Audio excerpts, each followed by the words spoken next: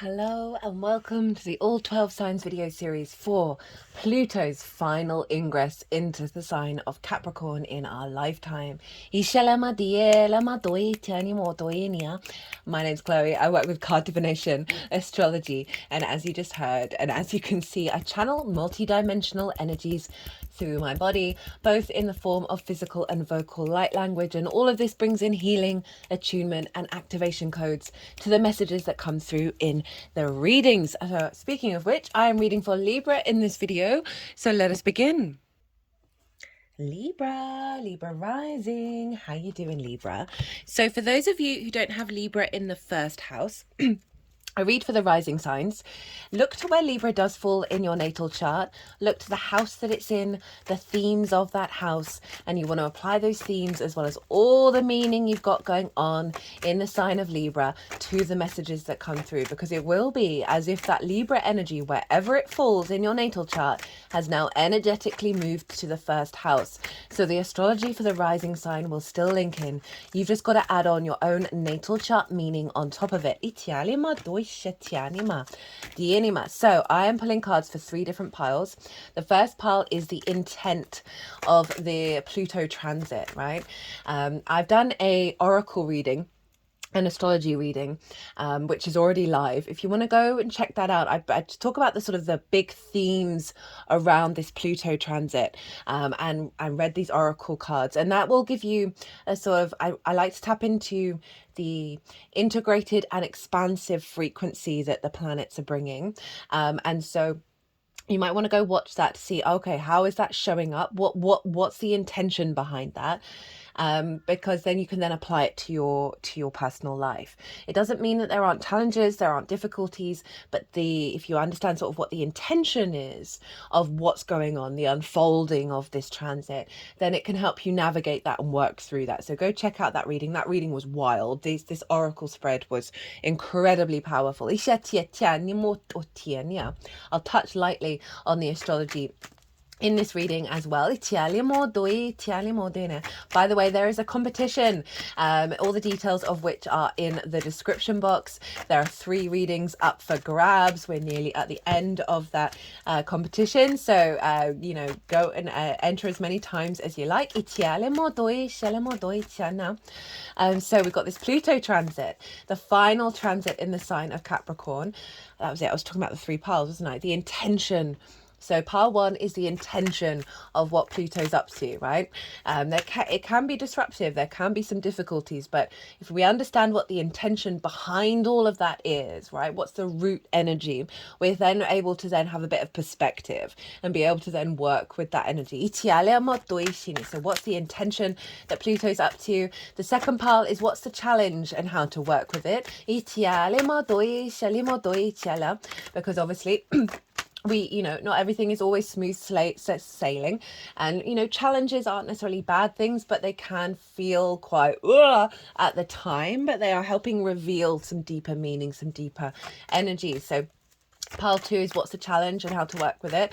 And then pile 3,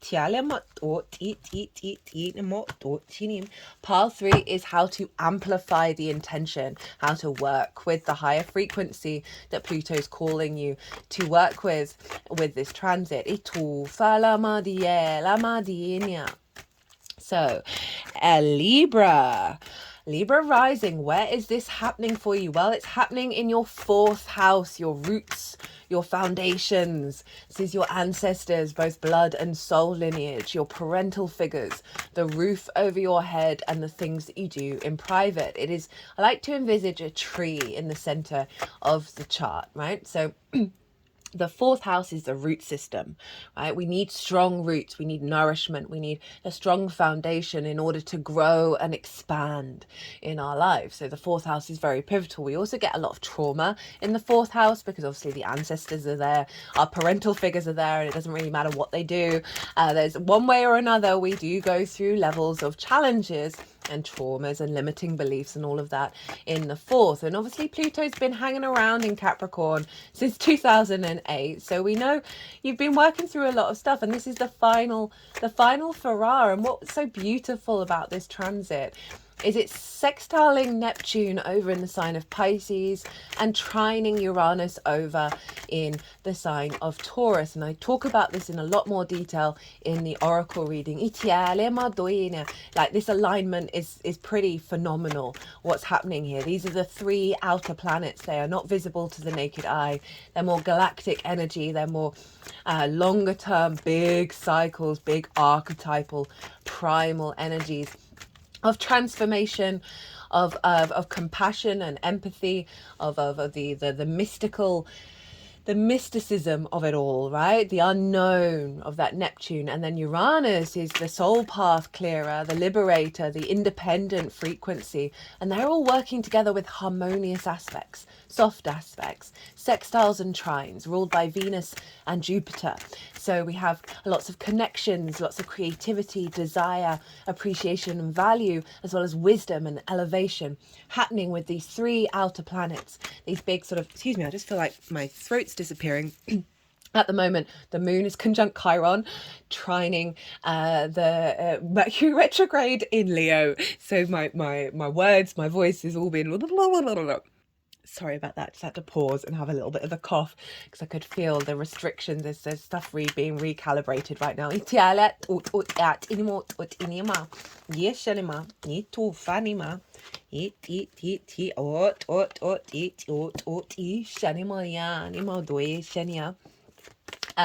Where was I was talking about Uranus, wasn't I? So we've got very independent, free-spirited energy. Pluto, our magnetism, our rooted power, how we transform in the world, right? Our real inner power.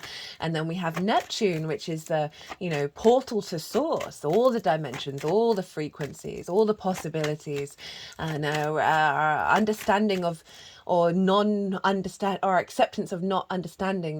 They're all in harmonious aspects with one another, and they are going to be dredging up a lot of old dogma and a lot of old paradigms, because we are breaking into a new timeline. Remember, guys, all right, or when we think about, it's popping into my head, so I'm going to say it. Libra, obviously, the nodes, I forgot about that. The nodes are calling us to be very autonomous and not people pleasing, right? To be objective and balanced and independent in our journey as we move forward into new territory. And then we have the three outer planets all forming this very supportive framework and recalibration back to our very core source energy. So Pluto over in your fourth house, like really strengthening your foundational space, your sense of what is home to you, what is your foundations, your connection to your ancestors, a release of a lot of old dynamics around parental figures, any wounds. Sorry,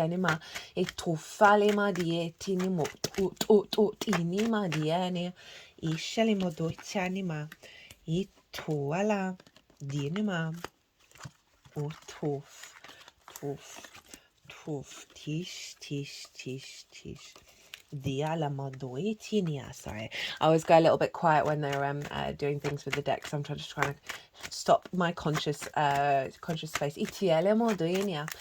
So what was I saying? Pluto in the fourth, right? Really wanting to stabilize the power within your home. I happen to have Pluto innately in my fourth house, right? Of the power of your foundations. And it can be quite disruptive. It can unearth things that feel destabilizing, because it's trying to get you to realize your own power, right? Rather than externalizing that to other forces.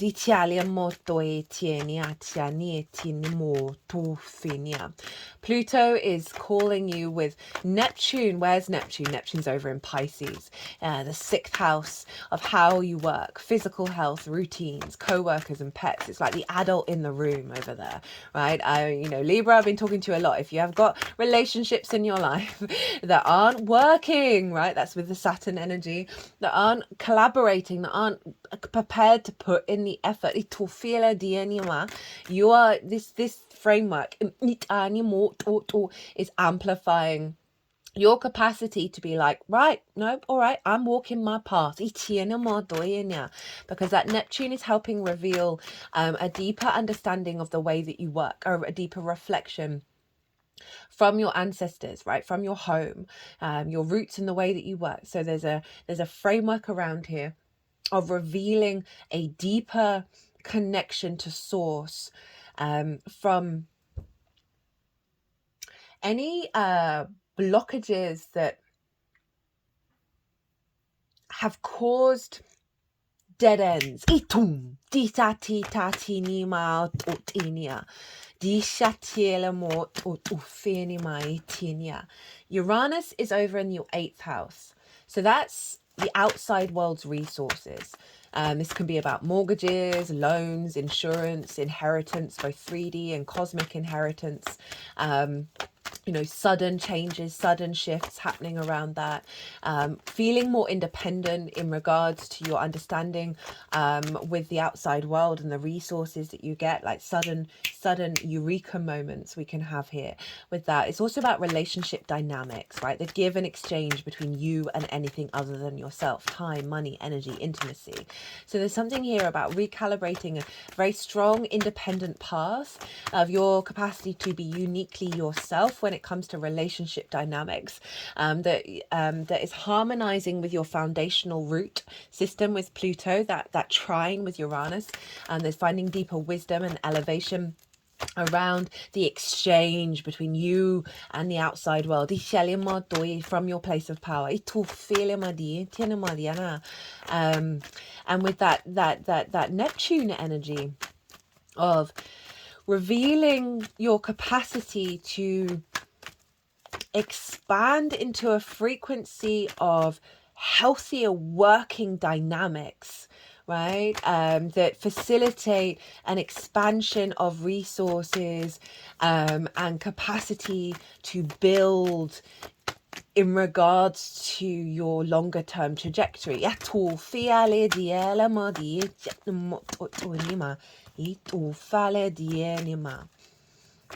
Because Uranus really wants you to be confident being yourself when it comes to the exchange with the outside world, right? That there are going to be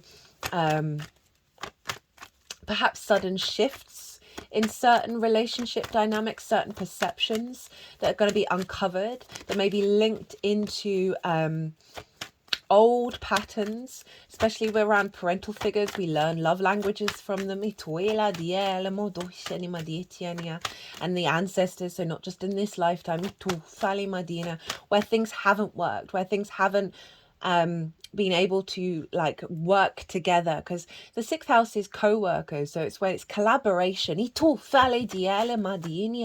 where Neptune is, of bringing in a higher frequency around a sense of reciprocity that serves your future paradigm,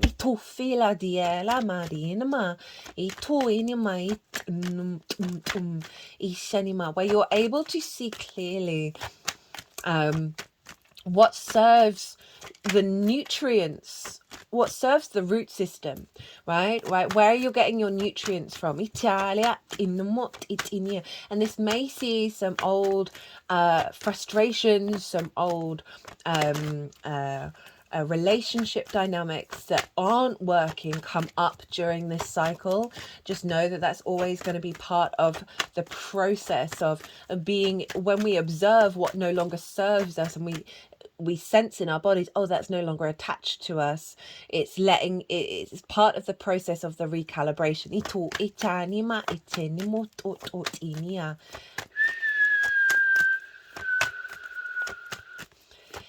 This is just such a really beautiful, especially with the nose, which I was talking about earlier, of your re-understanding of self, Libra, right? With that South Node in your sign, in regards to the other, where the North Node is you're heading into new territory where you're able to build and from a place of co-collaboration and independence as well, of like appreciating different qualities, appreciating different perspectives that are may have been jagged before. I don't know why I'm saying jagged.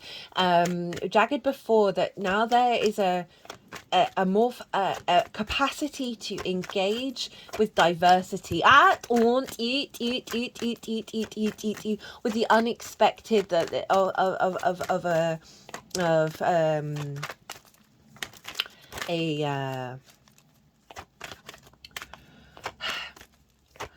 yeah, it just genuinely just feels like a real capacity for you to engage in, to be curious and open to different paradigms, different perspectives, different ways of engaging, because Pluto is doing the final clear out of that which has held you down and restricted you in the root system, right? It's like your roots are waking up to new nutrients, to new pathways of receiving nourishment from the multidimensional sphere as well, and then that's going to show up in the 3D in just unconventional experiences with that are going to help you understand yourself more. Oh God, I don't know, that sounds a bit all over the place,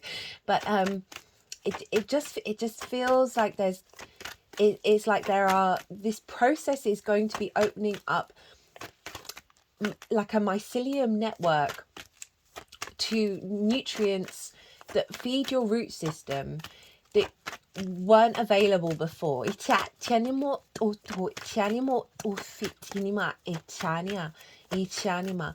we got that fourth house of your parental figures, we got the sixth house of the adult in the room, and so often we can neglect ourselves, we can neglect work, health and routines, and prioritize other people. Uranus over in the 8th house of relationship dynamics, it just feels like it's bringing in a real sustainable frequency around you being able to nourish yourself in ways that perhaps were not as clear to you as they will be with this unfolding. That there's just going to be new a new capacity to absorb nutrients from, in the way that you're interacting, the way that you're holding yourself, in the way that you're embodying yourself, and the way that you're figuring things out. It's like there's like a trickle down effect with all of those little moments that is feeding that root system, that is then just giving you more power and more strength and more alignment. The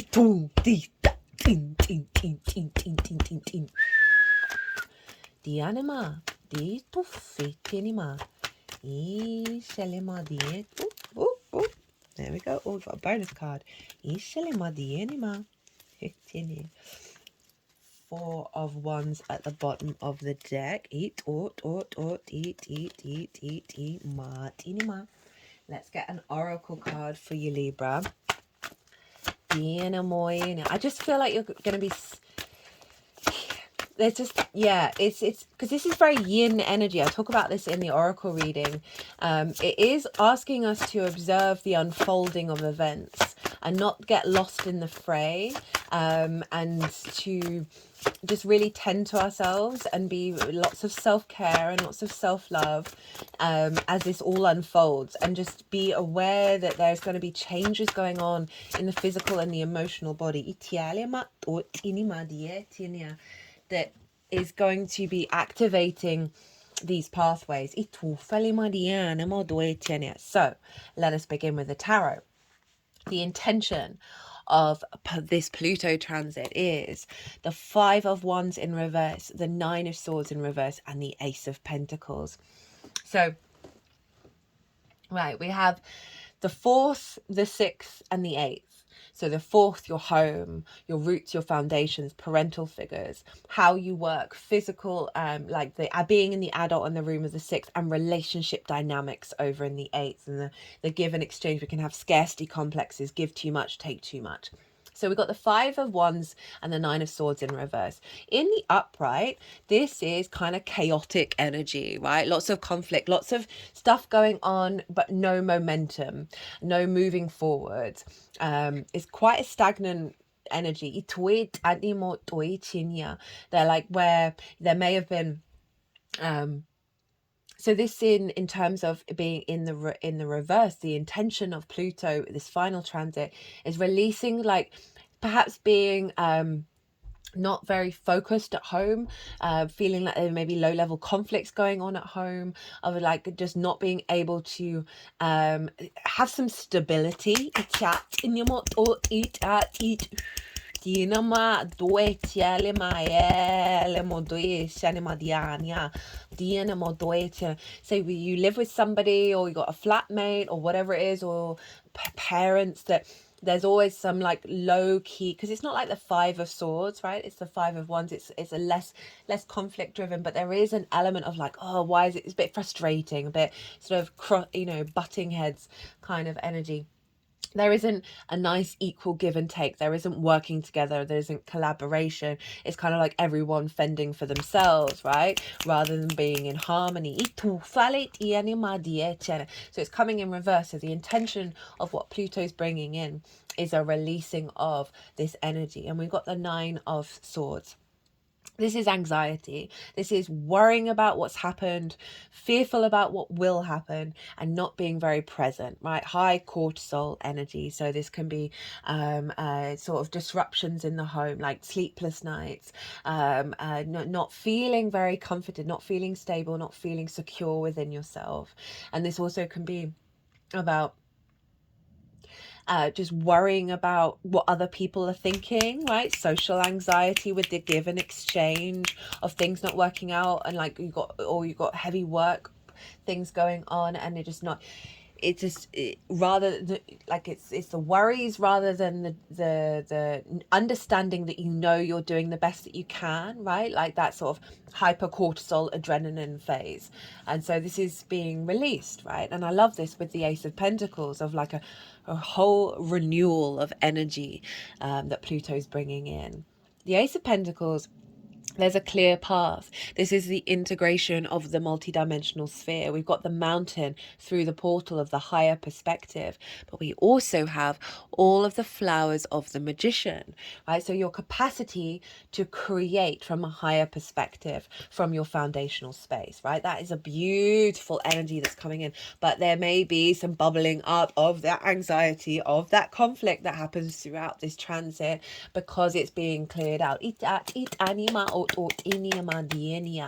like a closing out of the line, right? Aces are the first card in their suit. A renewal of energy in your home life that is allowing you to have a higher perspective and to be able to create from your roots and foundations that is going to materialize things in your 3D world. Now, the challenge and how to work with it. We have the Knight of Wands, the Death card, Temperance, and the Star. So we've got some big major arcana showing up. So the Knight of Wands, this is the challenge. This is impulse. Impulse is based on what's in your foundations, right? So parental energy, ancestors, relationship dynamics, taking care of yourself, right? So this can be prioritizing things that don't serve you, right? So having the impulse to get up and go and do something that is actually creating more discord in the long term. So the Knight of Wands is so very, like, very instinctive. It's about taking action. It's something around the challenges is observe your instincts and what they're trying to tell you, right? What's being uncovered here around this sort of the 9 of Swords. Imagine these are upright, right? So the challenge is the impulse that you take when these are in the upright And where does that then take you, and how it's causing you to, because remember, this is all yin, earth and water, is to observe what's going on, and release this, a sense of a need for movement as well with the home space, a restlessness. We're bringing in some stillness. So as I said, like parental figures, ancestors, they conditioning in general that may have impacted relationship dynamics, how you perceive the outside world, how stable you feel in your foundations because of the resources or lack of the resources from the outside world, that may cause us. I say sometimes when when people, there's like a really common thing when people win the lottery who haven't had money, like our perceptions, our frameworks around things from the early years then govern our actions later on, and then they go and blow it all because their framework just can't quite deal with it. So there's something around a releasing that's going to come up around impulse actions, right? So fire is very instinctive, so it's that instinctive actions that's coming, that has potentially limited a deepening of the solidity of you on this planet because of old conditionings. Because we've got the death, temperance, and the star. As I said, 3 major arcana. That's pretty wild.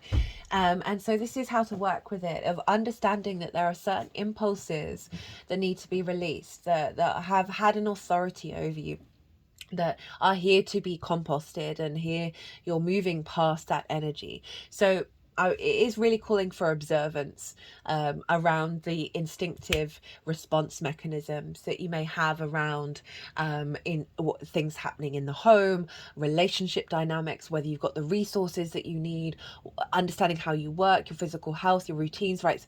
The adult in the room, we can self-sacrifice, we can we can prioritize other things, perhaps indulgences, right, and having a good time.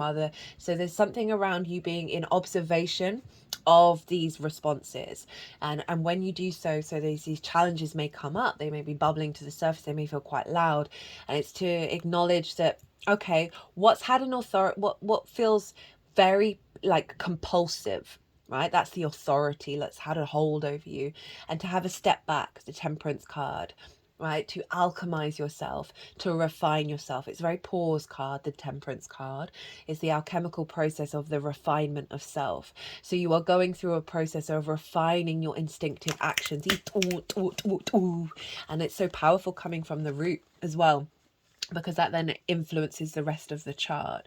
We then have the star card. So it's really saying, just like, be in awareness that you're going through a transition phase, and that you are alchemizing, and allow the process to unfold, allow and do things differently as well, because the water goes up into the cup, so it's going against the tradition. So it's saying, I always try and do something like a habit that I have. So brushing your teeth with one hand, switch it up every day, or cross over the road in a different way. Just do some little things in a day-to-day that are not your usual habits. And so then that creates a framework that allows you to shift and change. We have the star card. This is Aquarius. So that's Scorpio, Sagittarius, and Aquarius showing up. So you might want to look to those areas of your chart as well. And this is saying, this is about a deep healing process, and that's getting back to your unique self, right? She is unclothed, she is rid of masks, and she is really trying to recalibrate and do some deep healing in order for her hopes and dreams to come through that are more authentic to herself. So that it's acknowledging that you're going through a healing process with this one. It's taking you into your universal frequency. So this may be about self-care, this may be about having baths at home, of allowing yourself some tenderness and some softness with the difficult energies that may be coming up, and like being, treating yourself often as your friend, right? So often we can give advice to people and we give them so much love, but when we're in a similar situation, we don't give that to ourselves. And the star card for me is always about giving back to that self-care. Like, we're all in this together, and that includes you, and you want to raise yourself up and support yourself. So it's not about judging these impulses. It's really not about that. It's acknowledging where they may have come from, and how that's created a layer over you that you're now stripping back. So how to amplify the energy of this? We have the 9 of Wands in reverse, the 5 of Cups in reverse, the 3 of Wands, and the 4 of Pentacles. So this is calling you to step outside of feeling like you're on the defensive, feeling like you're all alone, feeling like you're not getting any support. That every situation, you got to be on the alert, right? You got to be that you can seeing that there may be cause for conflict. The 5 of Cups, this is grief, this is focusing on the loss, and in reverse it's saying it's not about denying there may be very good reason why you feel both of these things, right? Not feeling supported, feeling by yourself, not having the kind of healthy relationships that you want in your life, or things that may have fallen away. This is saying, hey, there's no denying that those are very valid experiences, but we are recalibrating here. We are reshifting the frequency, and it's calling you to step out of that, right? If you are feeling the heaviness, the grief, do a moment of practice where you can connect to something, even if it's just for a second, that helps shift you out of that framework. If you're feeling on the defensive, just breathe and find a moment of stillness, right? Do you like, because Pluto going back into the 4s can bring up some stuff at home, right? And there may be some conflict, and it's saying, okay, just take a little step out, right? Understand that this is all coming up to see how you're going to respond to it. Does it really matter in the long term? Is it really that important? What's important to you is feeling energized and in flow, right? Which is the reversal energy, right? So to amplify it is to sort of step out of those spaces and create more space where you are acknowledging that you're embarking on a new journey.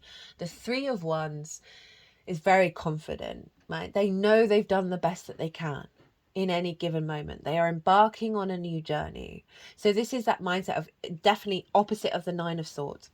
Of it's not about worrying about how things are going to turn out. It's about saying to yourself in every moment, I'm going to do the best that I can, and that's it, right? I'm not going to be on the defensive. I'm not going to be focusing on what I've lost. I'm going to figure out how I can do the best that I can in this moment.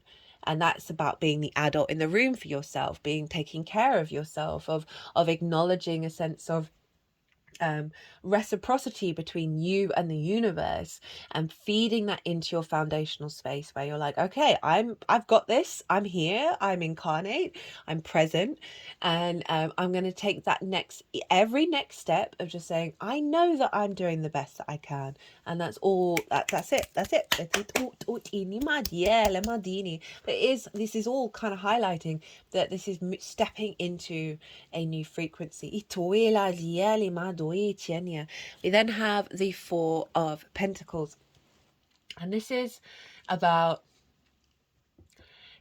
calling you with this release of centering yourself at home, doing I would do a meditation. You don't even have to know what it feels like, of what your inherent frequency is, and drawing that energy, cultivating that energy within you. Because the Four of Pentacles for me is about our capacity, is this level of protection, right? That of creating from our internal frequency, rather than being distorted by the outside world, in the world that does us a disservice. We've got a crown here representing sovereignty. And so with that eighth, with Uranus over in the eighth of the outside world, right? It's a very psychic house, the eighth house. So you'll give and take between you and source, right? So it's the resources from source. So there's something about you taking moments at home, in private, to recalibrate your energy back into your own self and open yourself up to how to the co-creation with source that's going to come through, that's then going to allow you to not allow you, help you enable to build from the fourth, right? So build from your powerhouse, from a place of maturity, that we're, yeah, I would really focus on noticing when you are being distorted by the outside world and doing this doing check-ins,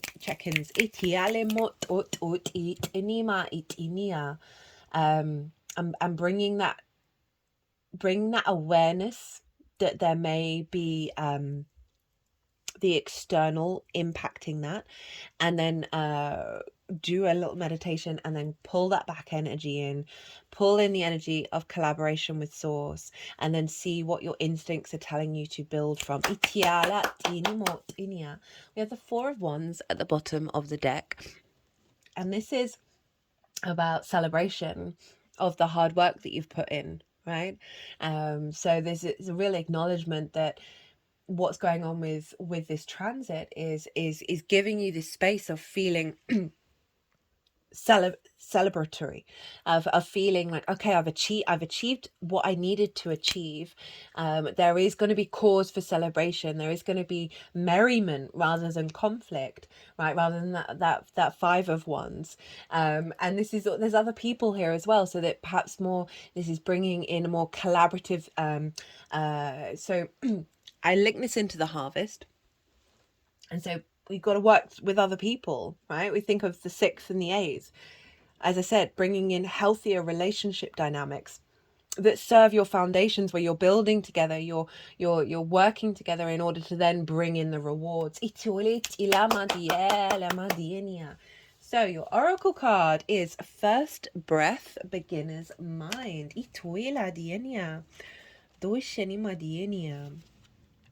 A fresh start and renewed curiosity, natural trust, beginner's mind. When the First Breath card shows up for you, it's time to leave the old stories and tales behind. You have arrived. Take a deep breath and another. There is nothing else you need to do but to take in a new world that is revealing itself around you. Trust your natural curiosity. There is no need to dwell on how difficult the journey has been, or how tight the passage to get to where you are now. Just take it all in and experience the awe and wonder of your arrival at this destination.